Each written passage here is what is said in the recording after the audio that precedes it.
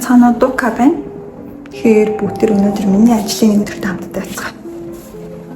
Хүн болгон сэрээд ерөөхдөө нэг иймэрхүү царайтай байдаг байх гэж бодож байна. Бүлцээсэн тэгээ миний ер нь л байж байгааг харж байгаа байх.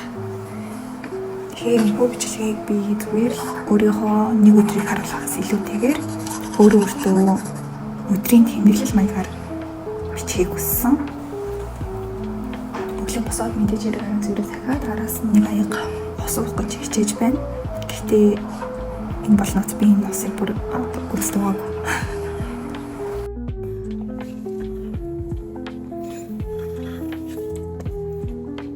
Доктор хөнгөн өглөөний дасгал хийчихэд тэг усанд орчоод ерөөдөө л өөрснөө бэлтэн.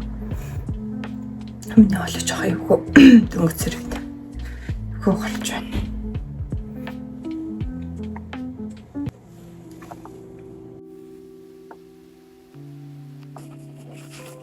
Би л өөрийгөө дасгал хийдэг хүн гэж бол хэлэхгүй, гэхдээ дасгал хийх гэж хичээдэг хүн гэж бол хэлнэ. Энэ өдөр болохоор яг хичээлгүй зөвхөн ажилтай өдөр байсан. Ажил дээр их цагийг компьютерийн ардталд сууж өнгөрөөдөг учраас энэ өглөөний дасгал гэдэг бол яг миний тухайн өдөр энергитэй байх уу, энергигүй байх уу, ядралттай байх уу, ядралтгүй байх уу гэдгийг шийдэж өгдөг одоо гол хүчин зүйлсийн нэг учраас өглөөдөө үдээс хойш өглөө эрт ажилтай биш л айлуулах дасгал 10 минут ч байсан. Хөнгөн стретчинг байсан ч гэсэн хийхээр үздэг. Тэгээд би бол өмнө нь дасгал хий гэж төлөвлөж байгаа үед за энэ сарыг тусгаад фитнес бүртгүүлчихье. Өмнөх өдөр нь маргааш гүйн гэж төлөвлөсөн байжгаад өглөө босоод тэр өдөр нь бороо орохоор бол за гадаа бороо орж байгаа юм чинь дасгал хийхгүй гэдэг ч юм уу аюух орчин нөхцөлийг голдог байсан. Тэгэхээр та өөртөө зөв шин дадлыг суулгая гэж бодож байгаа л бол хязгаарч битгий шалтгаан тоож за дасгал хөдөлгөөн дээр бол хязгаарч битгий орчин гол таны гэр жижигхэн байсан ч гэсэн та зүгээр орон дээрээ хөнгөн дасгал хийж болно тэ. За энэ болохоор манай дүүгийн өглөө надад бэлдэж өгсөн өглөөний цай харагдаж байна. Араас нь жоохон снэк идээд ерөөхдөө ажилдаа явах бэлтгэлээ хангасан байгаа. Усанд ороод нүрээ бутаад ерөөхдөө яг мейкап гэдэг дээр бол би бас нэлийн хэмжээний ач холбогдол өгдөг. Бараг мейкапгүй бол ажил руугаа ч юм уу сургууль руугаа яваад байдаггүй гэхдээ явдаггүй гэж бол хэлэхгүй ямар нэгэн тийм явж чадах өдөр байна, чадахгүй өдөр байна, үнэхээр амжаагүй өдөр байна. Тийм учраас би бол нэлийн ач холбогдол өгдөг. Гэхдээ мэдээж хэрэг хүн болгон л ач холбогдол өгдөг байх. Өөрийнхөө юу гэдэг чинь жоохон өөртөө итгэл хэмжүүлдэг юм шиг санагддаг аа. За тэгээд ажлын зүг явж байна. Гэтэ саяхан л өөрийгөө маш жоохон гэж мэдэрдэг байснаа гинт ажилдаа явж байгаа бичлэг үзсэн. Айгуу том болчихжээ, ингээд том хүн болчихжээ гэсэн тийм бодол бас орж ирж байна. Тэгээд миний хувьд бол өглөө гэдэг бол хамгийн чухал зүйл. Өглөө ямар хөө сэтгэл зүйтэй яаж өдрийг өглөөг эхлүүлнэ тухайн өдөр яг тийм байна гэж боддог. Өглөө ирэхэд бол алаад өгье гэсэн бодолтойгоор эхлүүлвэл сэрүүлэггүй ч гэсэн сэрээд тухайн өдөр маш ирж хүчтэй байгаа юм шиг санагддаг. Тэгэхээр миний амьдралын гол чухал зүйл бол тэр өдрийн чухал зүйл бол өглөөг хэрхэн эхлүүлэх гэж боддог байгаа. За өмнө нь хэлсэн бил үгүй л тодорхой санахгүй байгаа ч гэсэн би Солонгост сурч ажиллаж амьдардаг юм оюутан байгаа. Мэдээж хэрэг анхандаа бусад хүүхдүүдийн л адилаар чанартай боловсролыг эзэмшээ гэдэг үгнээс Солонгост ирж исэн. Тэгээд ирээд мэдээж хэрэг хүртэх нь маш өндөр, сургалтын төлбөр нь маш өндөр. Тийм учраас цагийн ажил хийхээс өөр сонголт бол байгаагүй. Мэдээж энд ажиллаж амьдардаг, сурдаг энэ хүүхдүүд маань цагийн ажил хийдэг байгаа. Тэгээд цагийн ажил хийж авах явцдаа азар Солонгос компанид ажиллах юм боломжтой болсон. За тэгээд аюулгүй гоё орчинд мэдээж хэрэг хийж байгаа ажилласаа ахуулаад бүх юмнууд маань маш өөр байсан.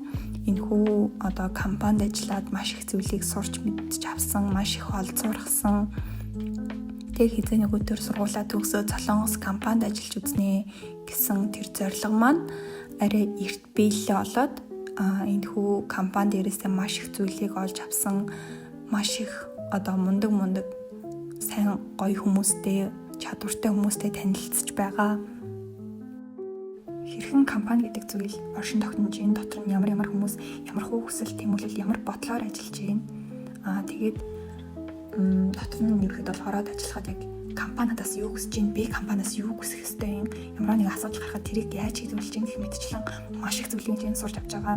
Мэдээж хэрэг хэцүү өдрүүд ч гэсэн маш их байгаа. Үнэхээр чадахгүй бууж үгүй болиг гэсэн өдрүүд бол зүгээр бараг л өдөр болгон гэж хэлэхэд бородохгүй. Гэхдээ надад олдож байгаа энэ боломж хүн болгонд олдоод байхгүй те. Би хизээ нэг өдөр Солонгос компанид ажиллана гэж бодож байсан. Тэр боломж маань эрт ирлээ.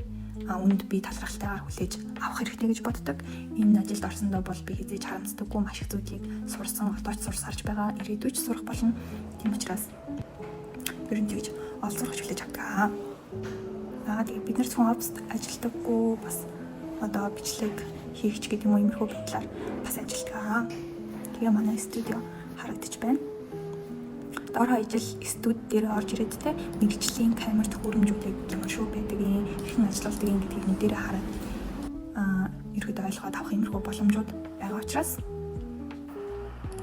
юм их үүд ажгүй тэг санагддаг. За эргээд ажилдаа орлоо. Тэгээд яг миний анхны офис ажил учраас энэ ажлаас одоо хэрэглээний програмууд хэрхэн ажилладаг те Word, Excel эдгээр програмууд дээр хэрхэн одоо ажиллахын, хэрхэн мэйл бичих гэх мэтчлэн маш их зүйлсийг ойлгож сурч авсан. Тэгээд одоо ч гэсэн сурсаар байгаа, ирээдүйд ч гэсэн сурсаар байх болно. Дээрээс нь маш гоё ажлын хамт олон тий. Одоо надад төрхөн чихэр өгөөд ийм л хамт олонтой болсон. Эндээ ч гэсэн маш их олж сурахдаг. Өмнө нь дурдсанчлан би энэ бичлэгийг зүгээр л бичлэг байлгахыг хүсээгүй. Энэ бол миний өдрийн тэмдэглэл. Би өдрийн тэмдэглэл дээрээ яг юу бичдэг байсан, юу гэж боддог байсан. Магадгүй би зүгээр л өнөөдөр өдрийн тэмдэглэл бичгээр бол тэрэн дээр юуг бичих байснаа бичлэг хэлбэрлүү шилжүүлэе гэж бодсон.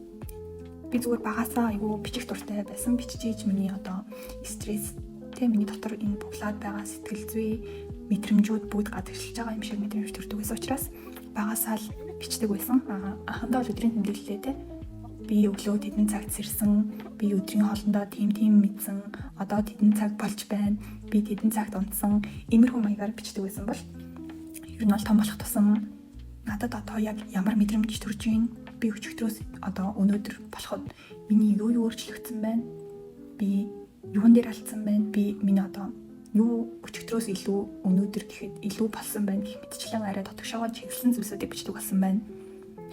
Тэгээд энэ бичлэгийг үзээд зүгээр л энэ одоо өнөөдрийн өдрийн тэмдэглэл дээрээ юу гэж бичих байсан болоо гэд бодсон. Зүгээр өөртөө байгаа бүх зүйлээ талархаарай. Чи үнэхээр сайн байгаа. Хаяа мэдээж хэрэг алдаа гаргана, харамсал гэдэг зүйл бол угаасаа байна. Эдгээр бүх мэдрэмжүүдийг зүгээр л мэдрээрээ. Зүгээр дурсамаар авил дурлахаарай. Алтгаасаа битгий ягаараа алдаад зовоод шаналаад тэр бүх мэдрэмжүүдийг зүгээр л өөрийгөө хүлээн зөвшөөрөөд өөрийгөө сул тавиад хүлээж аваарай. Тиймэрхүү мессежүүдийг өөртөө хэлмээр санагдлаа. Хэрвээ би өдрийн тэмдэглэлээ биччихсэн бол тэдгээр зүйлсийг өөрийгөө одоо багцсан, сайшаасан те. Иймэрхүү зүйлсүүдийг бичмээр санагдлаа. Одоо гэхдээ би өдрийн тэмдэглэлээ бичгээ болоод бүх одоо бичих байсан зүйлсүүдээ бүгд ингэ видео руу энэ бичлэг дээр оруулахыг хүссэн учраас ерөөд бол энэхүү одоо voice-ийг энэхүү хоолыг бол бичиж байна. Би ерөнхийдөө бол нэг хүнд зөвлөд авах хүн биш л дээ. Гэхдээ энэхүү одоо амьдралдаа хэрэгжүүлсэн дадлуудыг бусадтай хуваалцаад тэдгээр хүмүүс миний хуваалцсан зүйлсийг амьдралдаа хэрэгжүүлээд тэрнээсээ багч гэсэн амар амгалан багч гэсэн ашиг тусыг хүртээсэй гэсэн үгнээс одоо өөртөө хэрэгжүүлдэг бүх зүйлсийг хуваалцъя гэж хэлсэн. Мэдээж хэрэг хамгийн ихнийх нь бол өдрийн тэмдэглэл. Өдрийн тэмдэглэл гингүүт л би өнөөдөр тийм хийсэн гэдэг бол бүр дөнгөж бичиж сурж байгаа хүмүүс өдрийн тэмдэглэл шүү дээ. Тийм учраас та өдрийн тэмдэглэл бичиж гэж хийдээд өдөр болгон биш. Зүгээр л бичгийг хүссэн. Үнэхээр сэтгэл зүй тань тогтворгүй тийм үедээ өөртөө яг юу мэдрэгдэж байна гэдгийг цаас бал хаваад бичээд үзээрэй. Үнэхээр сайн эмчилгээ болох болно. Таны сэтгэл маш их тайвшрах болно. Магадгүй өөрийгөө хөгжүүлэе гэж бодож байгаа бол эхлээд те надад ийм мэдрэмж төрж байна. Өнөөдөр би ингэж мэдэрч байна. Өөрийгөө маш сайн сонсоод тэр бүхний илэрхийлсний дараагаар би өчигдрөөсөө иймар дээрцсэн байна. Өнөөдөр эсвэл би ийм өчигдрөөсөө арай илүү хийх гэж хичээж байна. Хичээх болно. Гэх зүйлсээр бичээд өгвөл таны хөгжүүлэлт тань ч гэсэн маш их хэрэгтэй. Мөн сэтгэл зүйн эрүүл мэнд тань ч гэсэн маш их хэрэгтэй гэж бодож байна. Тэгээд бас нэг зөвлөмж гэх юм бол танд ямар нэгэн байдлаар муу зүйл боллоо, маш их амьдралд хэцүү хүнд саад бэрхшээлүүд тулгарлаа гэхэд тэдгээрийг зүгээр зовлон пар бараа муу мухад зүйл биш, таныг хурцлж өгөх гэж байгаа маш сайхан зүйл гэж хараарай. Мэдээж хэрэг хэцүү гэхдээ та өөртөө байнга хэлээрэй. Тэгээд үдсэн зовлонгоос илүү үзээгүй зовлон их гэдгийг бас та өөртөө хэлээд ах хэрэгтэй шүү. Би ч гэсэн те би яагаад ингэж амьдарч би яагаад ийм их зовлон бэрхшээлийг туулах ёстой юм бэ гэж бодох үедээ би илүү хүчрхэгжсэн байна. Бас ийм юм болсон болохоор би ингэж ийм юмыг одоо ойлгосон байна.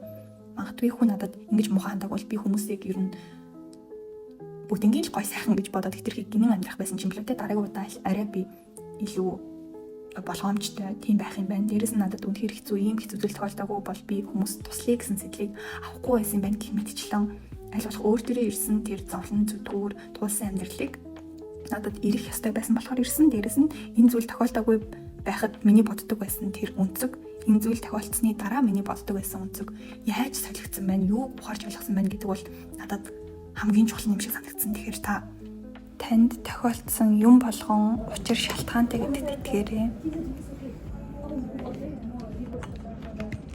Би ер нь л ойр жоохон жингээ хасах төлөвлөгөөтэй байгаа ч гэсэн миний шүүгийг өдөр амт дарцгаая. Цэврэн харагдсан. Би бараг эженсид бараг хайрцагч хөтний 50-аас илүү юм би ганцаар хийсэн.